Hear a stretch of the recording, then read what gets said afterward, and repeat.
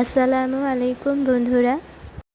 আজকে তৈরি করে দেখাবো ভীষণ মজার ডিমের চপ কিংবা ডিমের কাটলেট। এটা খেতে ভীষণই মজার হয়। খুব সহজ উপায়ে তৈরি করে দেখাবো আজকের রেসিপিটি। এর জন্য প্রথমে 7 থেকে 8টা আলু ভালো করে সিদ্ধ করে নিয়েছি। এখন এটাকে ম্যাশ করে নিব। ম্যাশ করা হয়ে গেলে এটাকে এক সাইড করে রেখে দিতে হবে।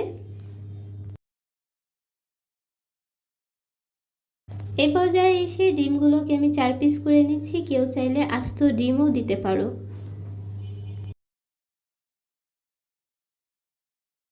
এই পর্যায়ে এসে একটা কড়াইতে পরিমাণ মতো তেল নিয়ে তেলটা যখন গরম হয়ে যাবে তখন পেঁয়াজ কুচি দিয়ে দিচ্ছি আধা কাপের মতো। পেঁয়াজটা যখন হালকা ভাজা হয়ে যাবে তখন এখানে গুঁড়ো মশলাগুলো অ্যাড করে দিব। প্রথমে এখানে হাফ চামচ হলুদের গুঁড়ো দিয়ে দিচ্ছি, 1 চামচ মরিচের গুঁড়ো দিয়ে দিচ্ছি,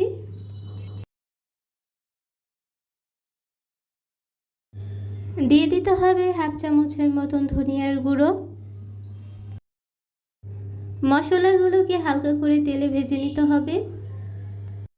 সুন্দর একটা স্মেল চলে আসলে এখানে পানি অ্যাড করে দিব যাতে মশলাগুলো পুড়ে না যায়। এই পর্যায়ে এসে হাফ চামচ গরম মশলার গুঁড়ো দিয়ে দিচ্ছি।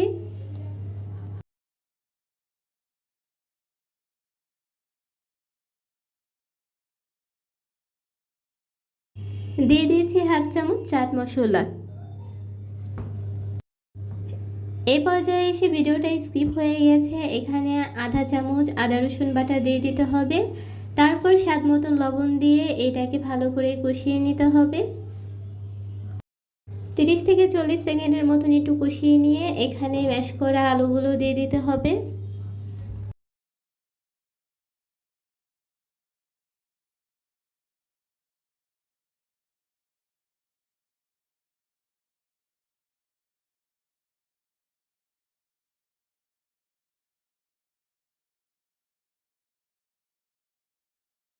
আলু আর মশলাগুলো যাতে ভালো করে মিশে যায় এর জন্য ভালো করে এটাকে নাড়াচাড়া করে মিশিয়ে নিতে হবে। ঝালের জন্য কিছু কাঁচামরিচ কুচি দিয়ে দিচ্ছি, তার সাথে সুন্দর একটা ফ্লেভারও আসবে।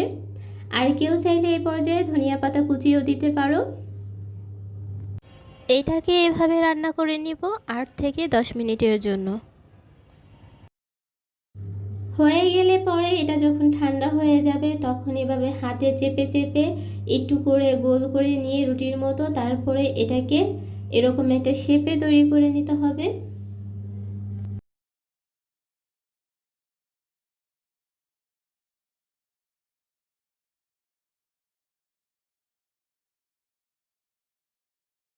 একই নিয়মে সবকটা ডিম চপ তৈরি করে নিয়েছি।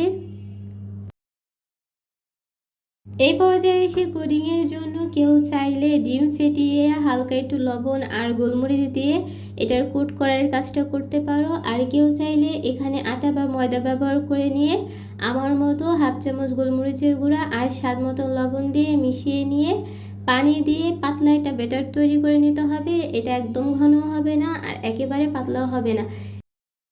এই আটার মিশ্রণের থিকনেসটা ঠিক এরকম হবে। এখন এই চপটাকে আটার মিশ্রণে ডিপ করে নিয়ে ব্রেড ক্রাম্বসে গড়িয়ে নিতে হবে। গড়িয়ে নেওয়া হয়ে গেলে তেলটা যখন হালকা গরম হয়ে যাবে তখন এখানে ডিমের চপগুলো ছেড়ে দিতে হবে। লো হিটে ভেজে নেব 8 থেকে 10 মিনিটের জন্য।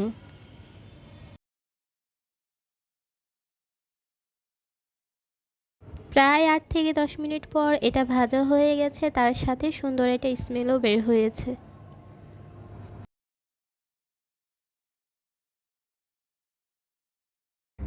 একই নিয়মে সবকটা চপ ভাজা হয়ে গেছে। একটা তোমাদের কেটে দেখাচ্ছি, এর ভিতরটা দেখতে ঠিক এমন হয়েছে।